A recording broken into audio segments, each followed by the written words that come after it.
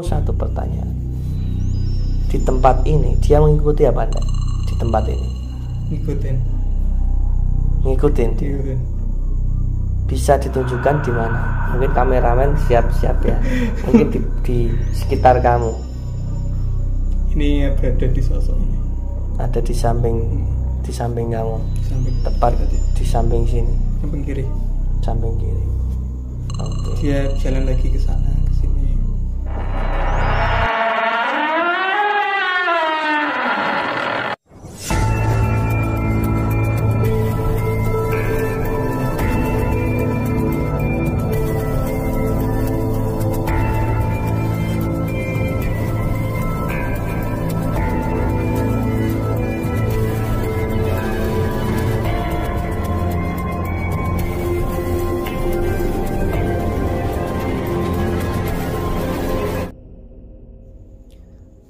Assalamualaikum, selamat malam, subscriber setia Taufik Uye dimanapun Anda berada. Kembali lagi pada malam hari ini kita dalam satu program kesukaan kita semua, yaitu program bergenre misteri, kismis, kisah-kisah misteri.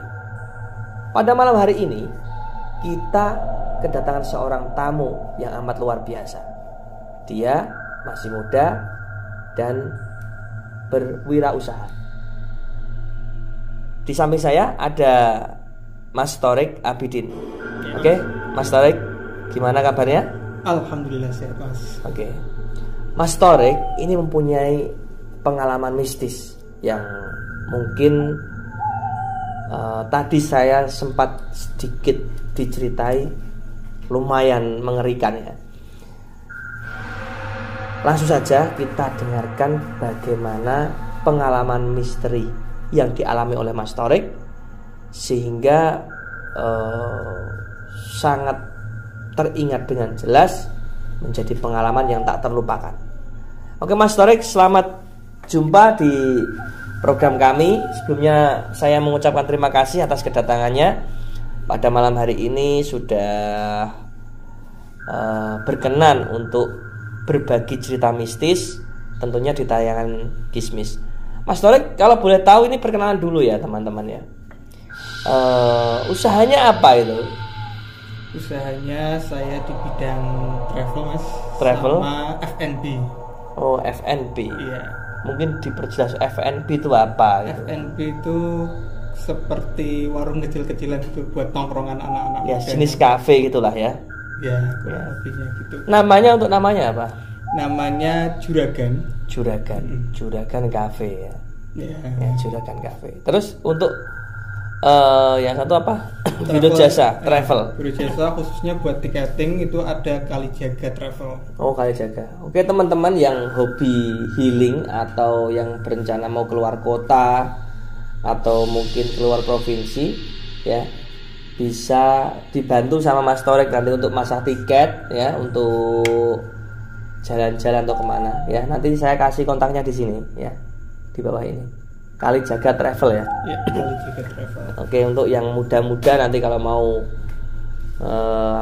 sekedar santai-santai bisa datang ke Cafe Juragan. Di mana itu Cafe Juragan? Di perbatasan Kudus Demak, Mas. Di Ngambal. Ngambal. Mohon maaf saya agak sedikit batuk. Oke, Mas Thorik. Mas Thorik datang ke sini untuk berbagi pengalaman mistis. Lalu pengalaman mistis yang seperti apa yang Anda alami sampai Anda benar-benar teringat sampai sekarang? Mungkin bisa diceritakan bagaimana, di mana, dan seperti apa kejadian itu. Oke? Oke, sahabat Kismis semuanya, kita dengarkan bagaimana penuturan atau cerita pengalaman misteri yang dialami langsung oleh narasumber Mas Thorik.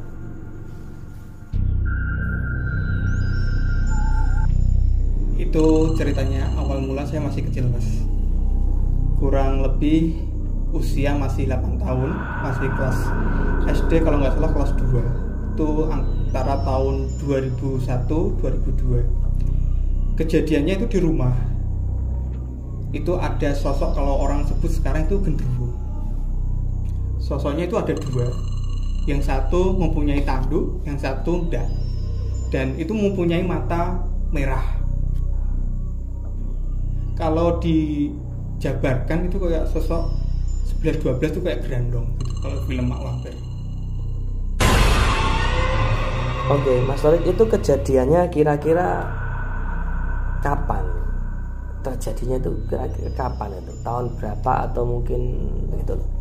Kalau kapannya itu pertama kali, Mas. Oh, pertama kali. Itu pertama kali. Ya di umur 8 tahun, kelas 2 SD itu. Kelas 2 SD. Oke, terus untuk apa namanya? Alurnya seperti apa kok? Itu kejadian tuh di kamar. Di dalam rumah. Rumah saya tuh zaman dulu bentuknya rumah lama. Pakai kayu. Berarti rumah Jawa kuno ya, gitu ya? Rumah Jawa kuno gitu, kayak kayu gitu. Itu tuh waktu kejadian malam hari, posisi saya tidur sama orang tua saya. Seolah-olah saya kebangun, mau pipis gitu loh, kayak pengen busuk pengen bangun. Tuh saya ketika lihat di depan pintu ada sosok dua itu tadi. Berarti waktu itu sampean tertidur, tiba-tiba kepengen aja bangun, pengen ngapain gitu kan? Ya. Terus? Nah, posisi waktu bangun tuh saya langsung melihat pintu. Waktu itu kan pintunya kan nggak kebuka gitu. Zaman dulu tuh kalau pintu tuh ditutup pakai korden, nggak pintu yang sekarang kayak pakai korden. Itu sosoknya di depan situ, dua itu, seolah-olah kayak maju mau kayak gendong anak gitu, mau diambil. Saya teriak-teriak, waktu itu tidak teriak, bapak ibu nggak denger. Tidak ada yang bangun sama nggak ada yang respon. Sampai kalau di jeda waktu itu sampai lama itu loh, sampai seolah-olah kan tadinya dua sosok itu agak jauh ya. Makin mendekat saya teriak, wah gitu. Orang tua tuh pada bangun, dan di kamar seberang itu kan ada kakak saya, dia terus bangun juga, langsung nyalain lampu hidup, terus seolah-olah sosok itu langsung menghilang. Berarti gini, ketika sampai sudah terbangun, teriak, gitu, seluruh keluarga akhirnya terbangun. Nah, singkat cerita seperti itu. Nah, waktu kejadian itu, sampai benar-benar yakin kalau itu melihat sosok itu secara sadar, atau waktu itu setengah sadar atau terbawa mimpi terus bangun? Kalau yang tak rasakan Mas ya, itu kan emang saya kan bangun karena mau melakukan apa gitu loh, mau pipis atau apa gitu kan. Karena kesadaran itu mau pipis, itu lihat sosoknya itu, ya saya merasa itu nyata gitu loh. Kan sampai saya kan nyenggol-nyenggol orang tua saya, nyenggol-nyenggol orang tua nggak denger sampai jeda berapa waktu lama, akhirnya orang tua kedengeran gitu. Dan wujud itu secara fisik terlihat nampak jelas ya. Nampak jelas menurut saya. Karena kan waktu itu lampu mati Mas, tapi di seberang kamar itu lampunya masih menyala. Jadi kalau orang rumah papan itu kan ada biasan cahaya dari kamar seberang. Ya.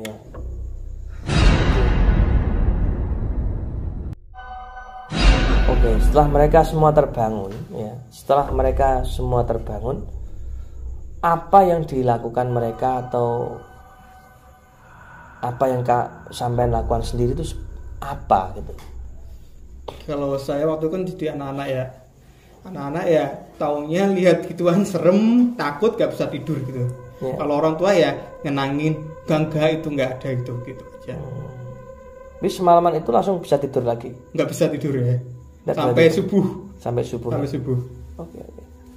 Berarti itu kejadian pertama kali. Ya, pertama kali sosok dua genderuwo itu. Lalu untuk kelanjutannya beberapa minggu atau beberapa hari kemudian, apa yang kamu rasakan? Apakah masih ada teror makhluk tersebut atau sudah tidak ada sama sekali? Kalau dari kejadian itu sudah nggak pernah lihat sama sekali, cuma kayak kadang ada di saat-saat tertentu tuh kayak ngerasakan gitu loh, sosoknya itu ada di sekitar kita. Berarti perasaanmu menjadi lebih sensitif ya. Nah itu saya antara sensitif sama ini otak saya udah kena dari awal gara-gara terngiang-ngiang sosok tadi. Jadi seperti trauma. Ya, bisa dikatakan trauma. Terus dari itu terus lama-lama ada lihat sosok baru. Itu seperti kuntilanak.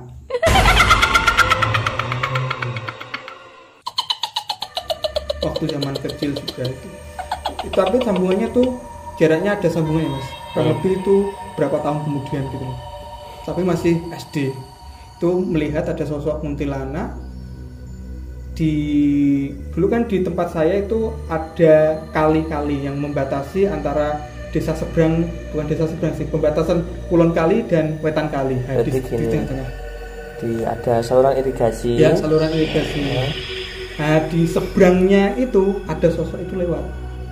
Itu nampak jelas. Nampak jelas itu di daerah mana? Mungkin kan saya juga paham lah daerah itu. Itu tepatnya di tengah-tengah. Tengah Karanganyar. Sebelah mana itu? Itu dulu kan ada di tempatnya Bu Gadis juga tuh kan dulu kan kali-kali ya rukonya itu ya. Oh, di daerah situ ya. Saya lihat sosoknya itu di yang sekarang jadi ini mas, jadi tempat ruang baca. Oh iya. Dulu kan itu kan terjeda kali, kemudian ada tempat baca itu kan ada jalan. Iya. Nah, sekitaran situ. Berarti dekat gedung kematian itu. Emang dekat gedung kematian. Terus? Nah, dari situ saya kayak merasakan yang berarti aku ngerasain yang sosok deket itu ya emang ada, bukan kayak halusinasi itu. Dari situ udah mulai kayak. Ketika kamu lihat itu siang, malam atau? Itu malah bulan puasa. Makanya aku bingungnya itu. Kalau kata orang kan bulan puasa hantu di kerangkai gitu kan. Dan saya itu melihat sosok itu waktu menjelang maghrib mau terawih. Itu sama teman saya berjalan berdua. Yang dilihatin cuma kamu dong? Yang lihat saya. Cuma dia juga lari sih waktu itu. Oh, temanmu lari? Temanku lari. Oke, lanjut. Temanku lari yang lihat saya, tapi emang waktu itu kan di situ kayak gelap gitu. Orang kali-kali ya orang aku lari, tapi aku menjelasin kalau ya kok itu ada kuntilanak gitu, langsung kita lari. Oke. Berarti itu masih mengikuti kamu? Ya itu kan sosok beda mas. Iya, sosok beda. Tadi sosok pertama waktu kamu kecil ada sosok genderuwo tadi ya, 2 ya. Terus beberapa tahun kemudian ada sosok lagi yang kamu lihat yaitu sosok kuntilanak.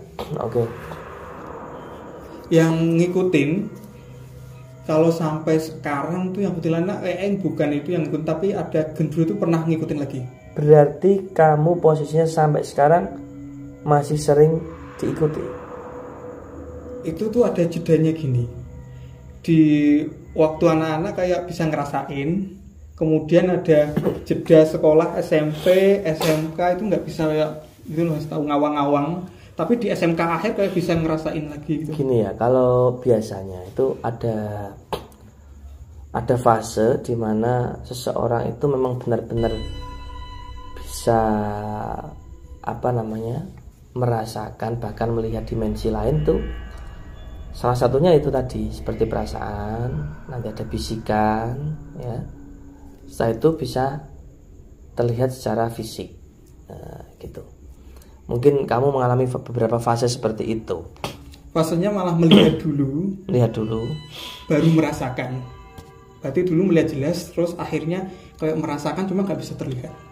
Seperti itu. Oke. Terus kamu katakan ada sosok kuntilanak. Nah, kuntilanak di situ. Dan masih mengikuti sampai sekarang. Itu tempatnya di mana? Aduh, merinding.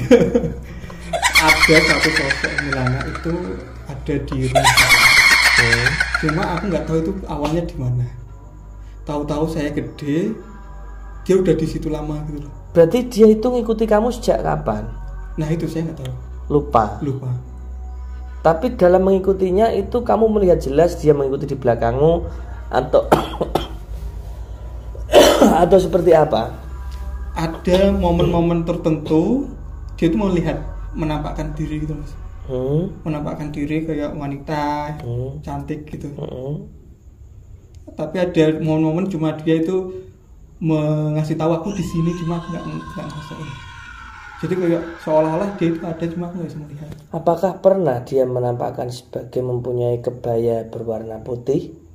Kebaya putih, pakai ini apa namanya, rambutnya panjang warna hitam, Ya. kurang lebih sebahu. Kalau sosok yang nampak Soalnya yang saya tangkap seperti itu. soalnya ini mas, juga ada temen yang kayak paham kayak begituan gitulah. Saya juga ini, dia itu melihatnya sosoknya lain. Dia lihatnya itu sosok jelek, cuma kalau di hadapanku sosoknya cantik. Oke. Terus dalam jeda berapa waktu itu ya, kamu kan merasa diikuti. Apakah terjadi sebuah interaksi sama dia? Kalau interaksi nggak tahu ya, cuma emang dulu tuh ada di momen-momen tuh kalau laki-laki tuh suka mimpi basah gitu lah. Wah, mimpi basah ini teman-teman. Ya terus? Ya nggak tahu itu sosok itu atau gimana. Kalau dulu kan ada masa-masa puber tuh cowok tuh suka mimpi basah. Oke. Sahabat Kismis semuanya, ini masih panjang sekali ceritanya dari Mas Torek, dari pengalaman pertama kali tadi ditemui sosok genderuwo, dan saat ini sampai detik ini masih ada sosok lain yang bahkan mengikuti ya, masih setiap hari mengikuti. Ada sosok perempuan. Mungkin nanti di lain segmen atau apa nanti kita bisa melakukan mediator atau seperti apa nanti, teman-teman pantengin aja channel ini, dan yang belum subscribe di subscribe dulu ya, di komentari mungkin ada pertanyaan apa, karena ini nanti insya Allah masih ada part 2, part 3, part 4, karena saya lihat dari penuturan dari Mas Torek ini ceritanya masih panjang ya. Soalnya ini berhubungan dengan ada sosok yang mengikuti bahkan sampai sekarang. Gitu ya Mas Torek. Iya, bisa dikatakan gitu. Sering menampakkan diri. Untuk sampai saat ini dia menampakkan masih sering.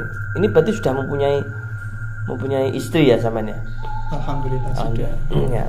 Terus istri pernah enggak di apa namanya? Kalau istri sejauh ini saya tanya tuh kayak dia tuh kayak apa sih namanya bahasanya, nggak peka gitu mas.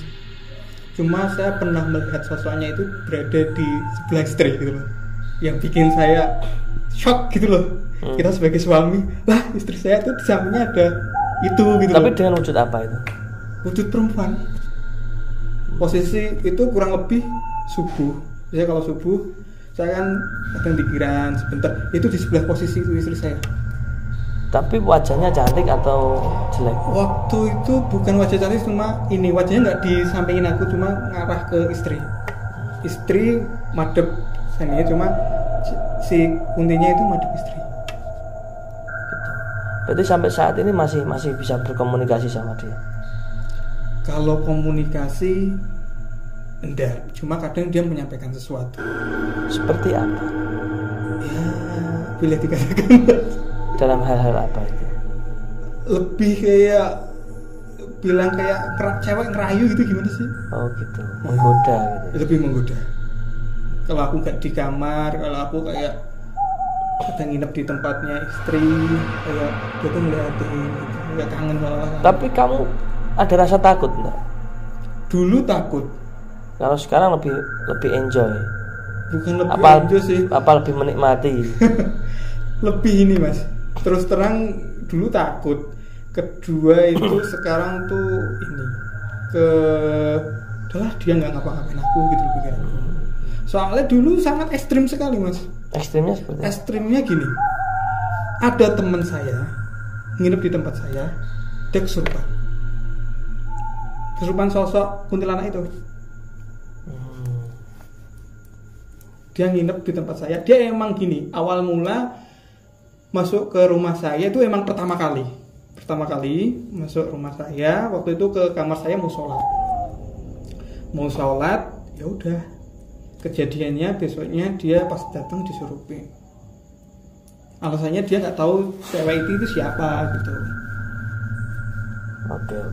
Makanya dulu tuh sempet takut gitu loh. Takutnya untuk nyelakain orang lain, ini. Soalnya dulu ada ini saudara mau ke tempat nyambah itu kan rumahnya kan sebelahan gitu, kamar saya sama tempat nyambah itu ada denger kayak suara cekikikan gitu. Makanya kadang aku takutin itu orang lain, kalau orang lain kena imbasnya gitu. Mohon maaf, itu misal pernah nggak sampai pergi ke suatu tempat tapi sosok itu masih ada? Sering. Jadi kayak seolah-olah kayak ngikutin, apalagi ke tempat-tempat awam aku datang itu tuh. Gitu ya. Pernah dulu aku tinggal di Semarang ya. Ngekos di Semarang. Saya nggak pernah ngelihat dia datang di kosan saya. Cuma kadang saya merasakan ada sosok dia. Dia untuk penampilan fisiknya seperti apa? Fisiknya bisa dikatakan kayaknya ya wanita putih, rambutnya panjang, pakainya putih gitu. Pakai gaun gitu. Pakai gaun emang gaun tidur selonjoran putih. Wah, gitu. Ini teman-teman bisa kemana-mana ya pikirannya. Oke. Sampai mengatakan dimanapun tempat dia pun mengikuti. Kadang kan maksud saya kan bisa ngerasain dia di sisi dia, kadang enggak. Cuma bisa merasakan. Tapi tidak bisa melihat secara langsung. Kayak gini Mas, nggak tahu ya. Kalau sekarang tuh kayak bisa ngontrol gitu loh Mas. Ngontrol dalam arti gini. Kalau saya fokus pikiran saya mau lihat siapa sih sosok yang ngikutin aku gitu. Yeah. Tahu-tahu dia tuh ngeliatin wujudnya. Cuma kalau saya posisi nggak mau ya wes, cuma ngerasain dia di sekitarku gitu. Mau gitu. Untuk penuntutannya sampean tadi ya, itu di kos, bahkan di Semarang ya berarti ya. Di Semarang. Saya mau satu pertanyaan. Di tempat ini dia mengikuti apa enggak? Di tempat ini ngikutin dia. Bisa ditunjukkan di mana? Mungkin kameramen siap-siap ya. Mungkin di sekitar kamu. Ini berada di sosok ini. Ada di samping kamu. Di samping. Tepat di samping sini. Samping kiri. Oke. Dia jalan lagi ke sana ke sini. Oh gitu ya. Kayak dia nggak suka sosok kamu Mas. Nggak suka sama saya. Kayak nggak suka digali-gali gitu. Ya. Oke, salamkan saja kenalan sama saya ya. Sudah datang sampai ke sini.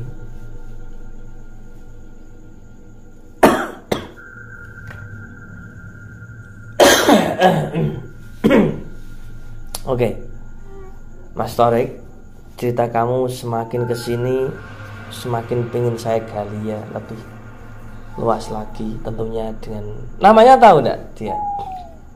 Dulu pernah nyebut namanya, tapi saya agak lupa sampai sekarang. Coba ditanya lagi. Aku tuh gak mau bertanya Mas. Ya coba ditanya. Nah coba ditanya, dia namanya siapa?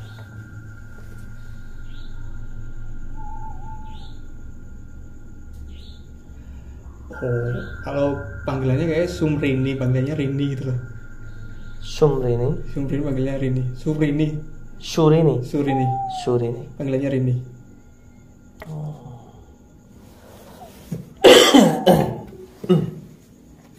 Nih teman-teman ya. Nih sosok Surini saat ini ada di antara kita ya. Ini sekedar informasi saja. Pada tayangan kali ini kita di sekitar sini tidak banyak orang ya. Tidak banyak orang. Kita cuma ada saya, ada Mas Hana kameramen, dengan Mas Torik narasumber. Untuk mungkin Jeng Surini, semoga berkenan ya, kalau mungkin berkenan ya. bisa enggak untuk melakukan suatu hal atau menampakkan dirinya? Mungkin di sebelahnya Hana. Minta tolong Mas Hana, itu pintunya ditutup dulu. Kan bisa diajak komunikasi. Enggak, ini dari tadi dia itu bermain di Dubai nih. Ada Dubai di depan Mas. Ya. Dia lagi bermain di Dubai ini, nggak tahu mau diapain.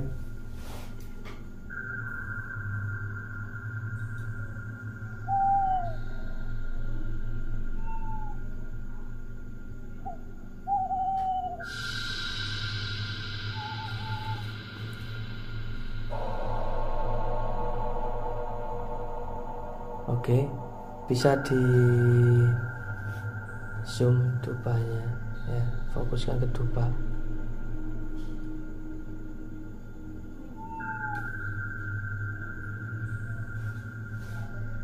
Ya bisa ini Dubanya itu ditiupkan ke arah saya ya. Ini kalau bisa difokuskan Dubanya, oh dia ya, tadi itu ditiupkan ke arah saya. Nggak tahu, mungkin dia. Nah, ini kalau standarnya kan seperti ini. Ini standarnya, karena ini ruangannya nggak ada darahnya ya. Udah hadapin sini saja.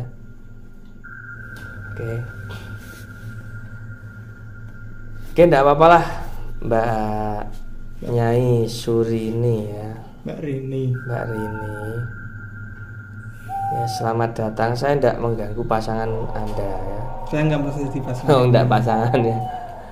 Atau orang yang Anda sukai. Cuma pesan saya kalau bisa ya tidak usah gitu. Ya, kita sampean cari itu di seberang itu kan ada banyak itu cowok-cowok ganteng bahu-bahu ya. Oke, Mas Torik, kita lanjutkan lagi untuk apa tadi, selain Surini ini tadi ada yang lain enggak? Ada sih sebenarnya sosok yang sering datang hilang gitu. Dia memberi petuah atau apa? Ada sosok ini Mas, ada di tempat musola saya, itu ada di pojok. Itu dua sosok laki-laki pakai sorban putih, pakai ini putih. Dia itu sering kalau aku lama nggak ke musola, maksudnya nggak jamaah ke musola, aku tahu-tahu kalau jamaah musola itu ditanyain, kok lama nggak ketok nang gitu. Sampai sekarang itu kadang masih kok nggak ketok nang gitu. Kalau kita tuh kok nggak kelihatan gitu maksudnya gitu. Oke. Ini saya itu fokusnya terpecah-pecah karena ada banyak sosok sekali yang butuh diulas satu persatu. Tapi gini Mas, untuk keadaanmu seperti ini kamu nyaman dengan pandanganmu yang sesekali kamu itu melihat hal-hal yang bersinggungan dengan hal gaib itu, kamu nyaman enggak sebenarnya? Kadang merasa biasa, bukan nyaman karena aku menikmatin ya. Kayak biasa karena posisi udah gimana ya, kadang pusing mikirin gini. Ya setiap orang punya jatahnya masing-masing katanya kan gitu. Cuma ada momen nggak nyaman dalam arti gini. Tahu-tahu di depanku itu ada sosok gitu loh, yang ingin menyampaikan sesuatu. Kan ada sosok itu kan ada yang mukanya jelek, ada yang bagus gitu. Takutnya yang posisi jelek gitu aja. Takutnya posisi jelek. Itu posisi jelek maksudnya mukanya itu bisa aku sawanan gitu, nggak bisa makan, nggak bisa. Oh gitu. Sampai segitu. Gitu. Keinget sosoknya gitu.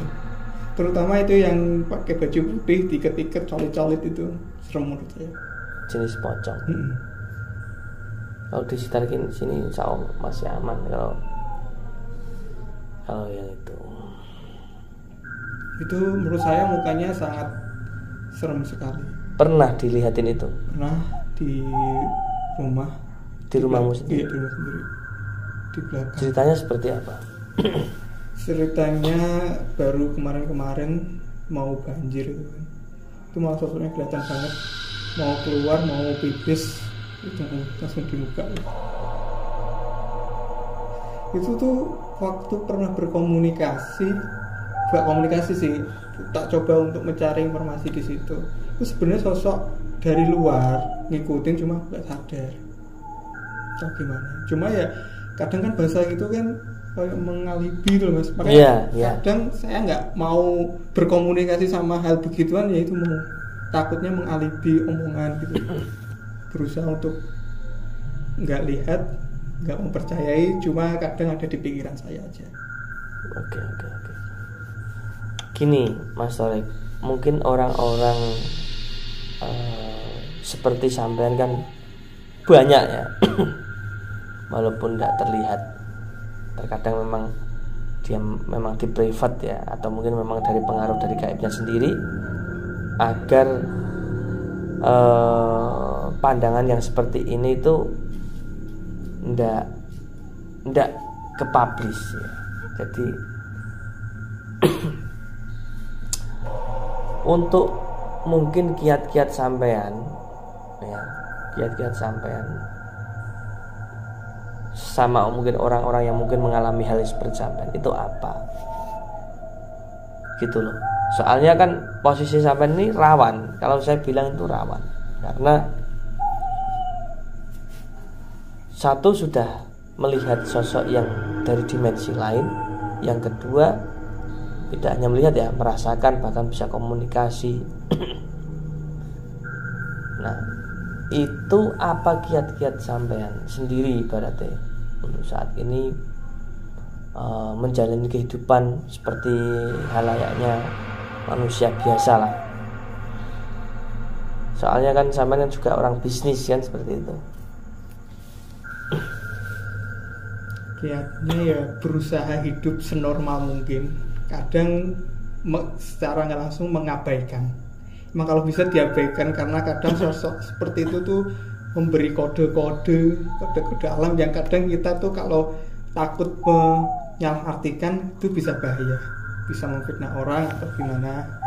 Dan takutnya lagi kita bisa menjadi sosok yang nggak bisa mengikuti isi hati atau hidayah yang Allah kasih gitu mas. Ya, okay. Soalnya ada kejadian ini mungkin menurut saya lebih bisa fatal sih. Fatal ya.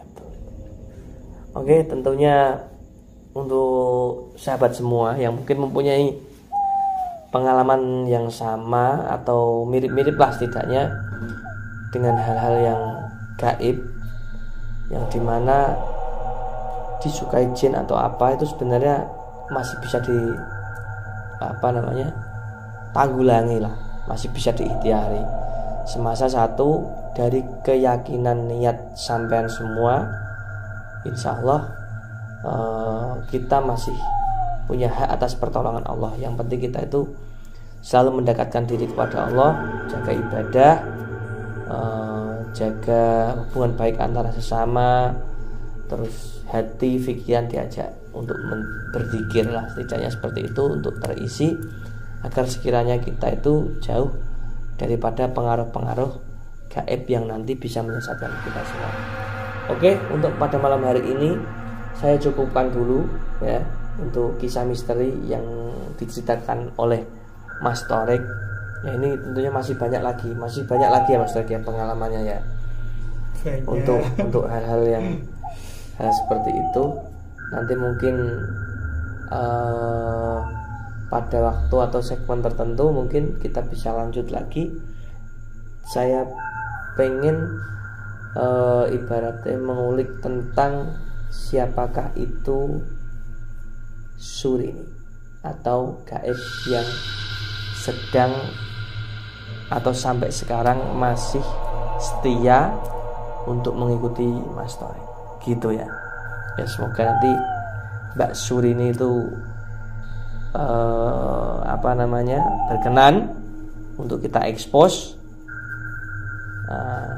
Terlebih mungkin nanti bisa kita ajak komunikasi mengapa, alasannya apa kok bisa menyertai Mas Thorik. Oke, tetap pada jalur kami, yaitu subscribe, like, komen, dan share sebanyak-banyaknya.